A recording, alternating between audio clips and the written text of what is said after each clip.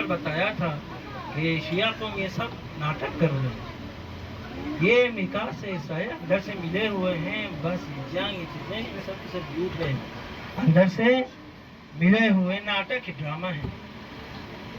اسی لیے دو مثال ادھر چھوڑتے ہیں، ادھر سے دو تین مسائل ادھر مارتے ہیں، لیکن یہ کیا ہے؟ ناٹک ہے۔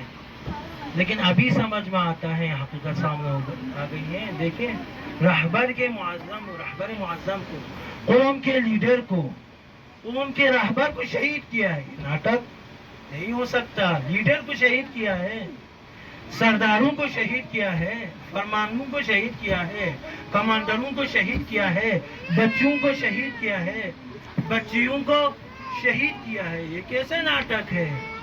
تو کہہ رہے تھے یہ عوام، شیعہ عوام اور شیعہ علماء نڈر ہے، اس لیے کہ ان کے مجلسوں میں حسین کو یاد کرتے ہیں، حسین کی شہادت کو بیان کرتے ہیں، کربلا والوں کی قربانیوں کا تذکرہ ہوتا ہے۔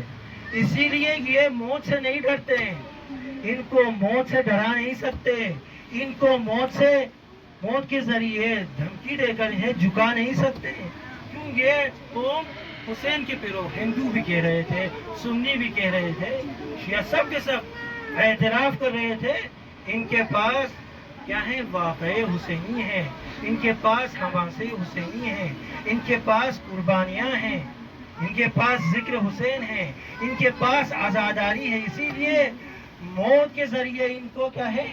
کوئی طاقت شکست نہیں دے سکتی۔ تو یہ عزاداری کیا ہے؟ در واقع عزاداری ہماری طاقت ہے، ایک عظیم پلیٹ فارم ہے۔ عزاداری کے ذریعے سے ہم امر اہل بیت کو، اوامر کو زندہ کرتے ہیں، امام کے اہداف کو ہم زندہ رکھ سکتے ہیں۔ یہ عزاداری امام کے مقاصد کو ہم زندہ رکھ سکتے ہیں، اس لیے فرمایا احیوا امرنا، ہمارے امر کو کیا ہے؟ زندہ رکھو۔